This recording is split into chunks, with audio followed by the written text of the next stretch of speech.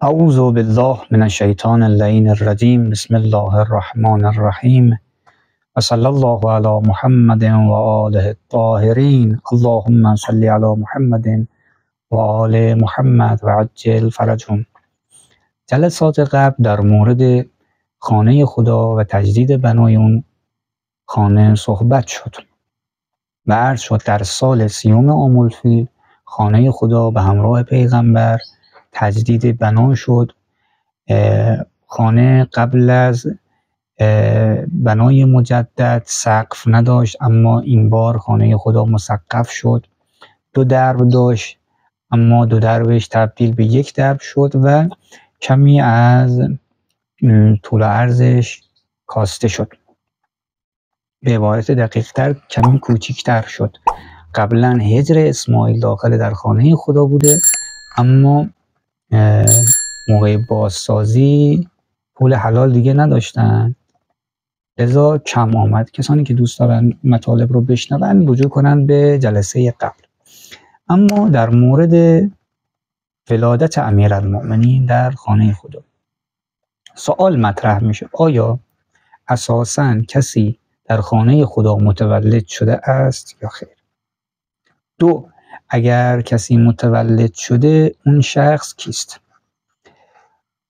در منابع شیعه اجماع علما بر این است، اتفاق علما بر این است که امیرالمؤمنین علی بن ابی طالب تنها مولود خانه خداست و این جریان از خصائص امیرالمؤمنین شمرده میشه.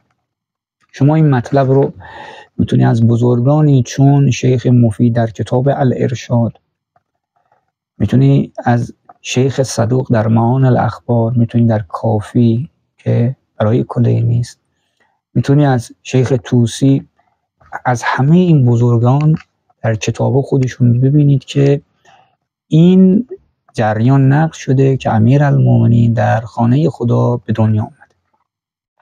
اما آن سوی قضیه، آیا برادران اهل سنت نیز معتقدند که امیرالمؤمنین در خانه خدا به دنیا آمده یا خیر؟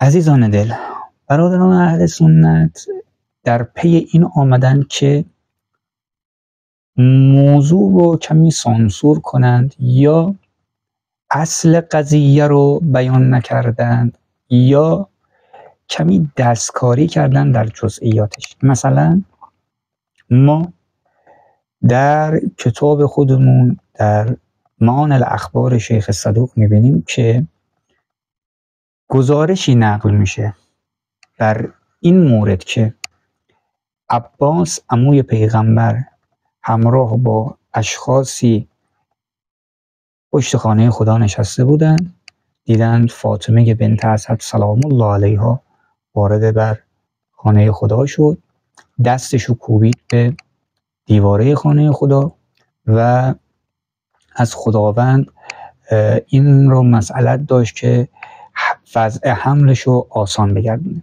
این گزارش خیلی جالبه. من چند تا مطلب پرانتزی بیان کنم. از همین گزارشی که مرحوم شیخ صدوق آورده متوجه میشیم که فاطمه بنت اسد درست در زمان مشرکین بوده، اما مشرک نبوده، بلکه جزء حنفا بوده. حنیف کیه؟ کسانی که بر آیین حضرت ابراهیم علیه السلام بودند اینا میگفتن حنیف. و فاطمه بنت اسد جزء مؤمنین زمان خودش بوده، جزء پیروان دین جدش حضرت ابراهیم بوده. 2. اینکه فاطمه بنت اسد سلام الله علیها از راه معمولی وارد بر خانه خدا نشد، بلکه خدا دیوار رو برای فاطمه بنت اسد شکافت، از درب وارد نشد. 3 روز فاطمه بنت اسد داخل در خانه کعبه بود و از غذاهای بهشتی تناول کرد. ما این مطلب رو، شبیه این مطلب رو برای هیچ کس از زنان عالم سراغ نداریم که این فضیلت رو داشته باشن. می‌بینیم در مورد حضرت مریم سلام الله علیها، کسی که از بچگی در بیت المقدس یا بیت المقدس زندگی میکرده، عبادت میکرده، موقعی که حامل حضرت عیسی میشه خداوند میفرماید مریم جان اینجا جای شما نیست، شما باید بیرون این مکان مقدس وارد بشی. اما در مورد فاطمه بنت اسد کاملا قضیه برعکسه. وقتی ایشون میاد و از خداوند مسئلت دارد، خدا دیوار رو برای فاطمه بنت اسد میگشاید. خب اما آقایون اهل سنت عرض شد این مطالب رو میخوان سانسور کنن، لذا اهل سنت به 3 دسته تقسیم شدن. یک دسته کسانی هستند که قائلند امیرالمؤمنین اینجوری بگیم کسانی هستند که قائلند امیرالمؤمنین تنها مولود کعبه است، اما هیچ اشاره ای ندارند چگونه وارد شد، از در وارد شد یا دیوار شکافته شد. اگر هم حرفی زدن بعضیاشون میگن از در وارد شد، پس یک سانسوری از همون ابتدای کار دارن و قائل نیستن که دیوار شکافته شد. پس دسته اول کسانی که میگویند امیرالمؤمنین داخل خانه خدا متولد شد و این ویژگی فقط برای علی بن ابی طالب است. اینو چه کسی نقل میکنه؟ اینو آقای حاکم نیشابوری نقل میکنه. در کجا؟ در کتاب مستدرک خودشون، المستدرک علی الصحیحین خودشون این مطلب رو نقل میکنه. دسته دوم کسانی هستند که میگن امیرالمؤمنین تنها مولود کعبه نیست، بلکه شخص دیگری نیز در کنار امیرالمؤمنین وجود داره و اون شخص نیز در خانه خدا به دنیا آمده. اون شخص کیه؟ اون شخص حکیم ابن حزامه. خب میگن که تنها مولود علی نیست. دسته سوم کسانی هستند که میگویند علی ابن ابی طالب اصلا مولود کعبه نیست، مولود کس دیگریه. اون کس که میگن حکیم ابن حزامه. خب این افراد کیا هستن؟ شما میتونید در کتاب اخبار و مکه ازرقی ببینید، شما میتونید در المحبر بغدادی ببینید مطلب رو که قائلند امیرالمؤمنین اصلا در خانه خدا به دنیا نه. آقای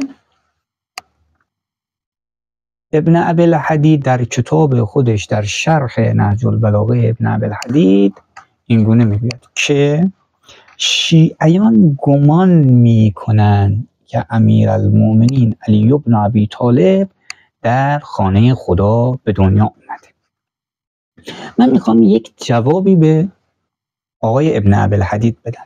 آقای ابن ابی الحدید، شخص دیگری وجود داره به نام حاکم نیشابوری. حاکم نیشابوری که 200 سال مقدم است بر شما، ایشون در کتاب المستدرک خودش میگه که تواتر اخبار بر این است که امیرالمؤمنین داخل در خانه خدا به دنیا اومده. تواتر اخبار یعنی اخبار زیادی وجود داره که آقا امیرالمؤمنین در خانه خدا به دنیا اومده.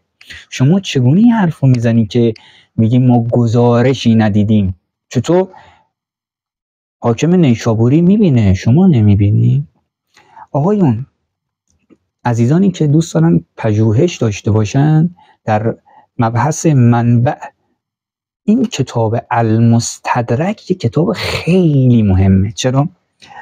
حاکم نیشابوری میاد وقتی که احادیث رو نگاه میکنه میبینه که آقای مسلم و آقای بخاری که کتب اینها از صحیح ترین کتب اهل سنت میگن که صحیح ترین کتاب بعد از قرآن صحیح مسلم و صحیح بخاری.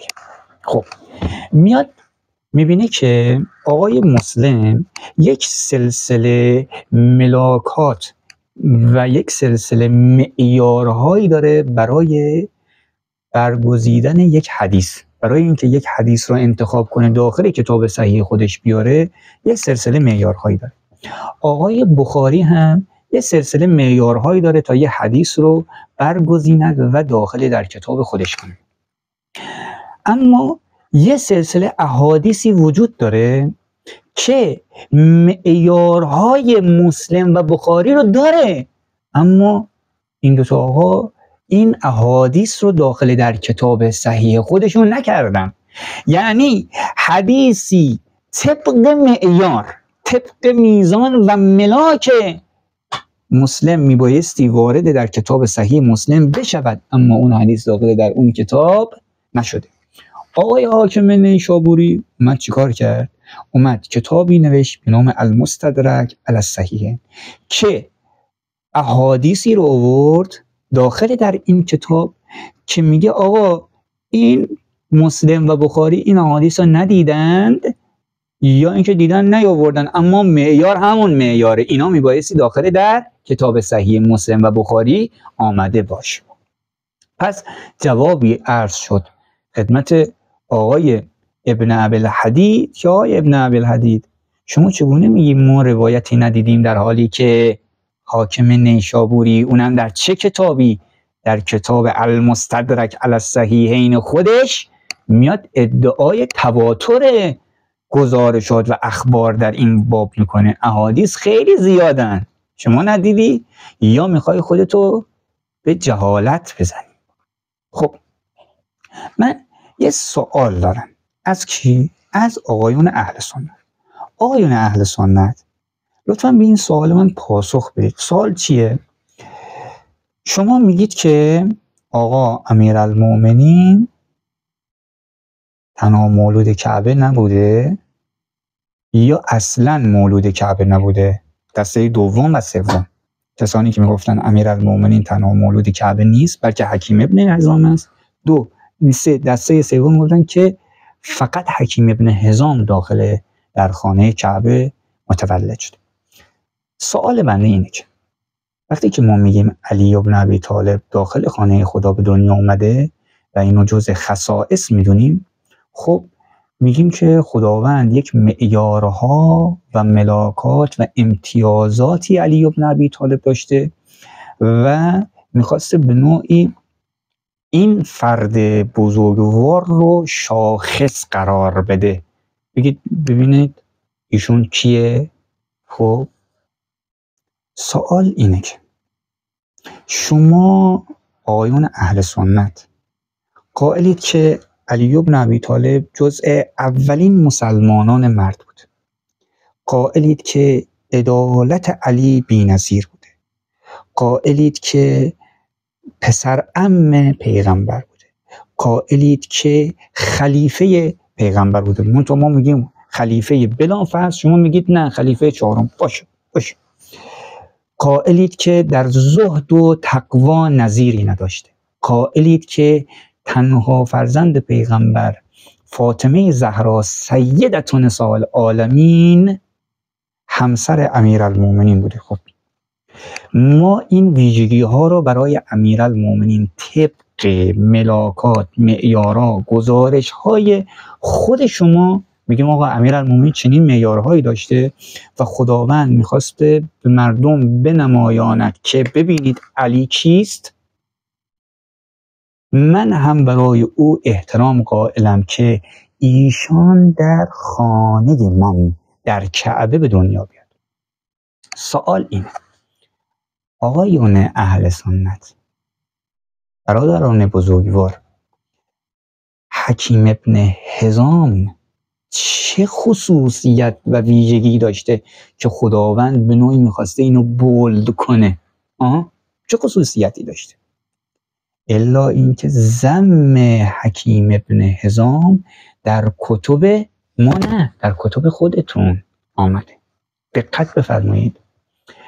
آقای ابن سعد در کتاب الطبقات خودش میگه که حکیم ابن حزام در جنگ بدر همراه مشرکین شرکت کرد. مقابل کی؟ مقابل رسول خدا. ایشون اومده مقابل پیغمبر شمشیر کشیده، نگهبانی میداده. 2. این آقای حکیم ابن حزام طبق گزارشات خود شما جز مؤلفة قلوبهم. یعنی چی؟ آقایون یه عده افرادی بودن که پیغمبر به اینها یه صله، یه پولی میداده که شرشون خیلی به مسلمونا نخوره، کمی دلشون با مسلمانان و با اسلام مهربانتر بشه. این حکیم ابن حزام مثل ابو سفیان جزء کسانی بوده که پیغمبر بهش پول میداده و جزء مؤلفة قلوبهم. یعنی تو شر نرسون به ما خیر نمیخوایم، تو شر به ما نرسون. 3. این آقای حکیم ابن حزام کسی بوده که اون زمانی که پیغمبر اسلام و مسلمین گرفتار بودن، مواد غذایی آنچنانی نداشتن، احتکار میکرده اجناس رو. این همچین شخصیتی و چقدر زیبا میگه جعفر مرتضی عاملی در کتاب الصحیح من سیرت امام علی علیه السلام میآورد که حکیم ابن حزام جز زبیریون بوده. زبیریون روایات جعلی و ضعیف، سندهای اینا ضعیف و جعلی بوده، وارد کردن تا مقام و منزلت علی بن ابی طالب رو بیارن پایین. هر آنچه شرط بلاغ بود عرض شد. السلام علیکم و رحمت الله و برکاته. یا رجایی، یا رجایی، یا رجایی، یا رجایی.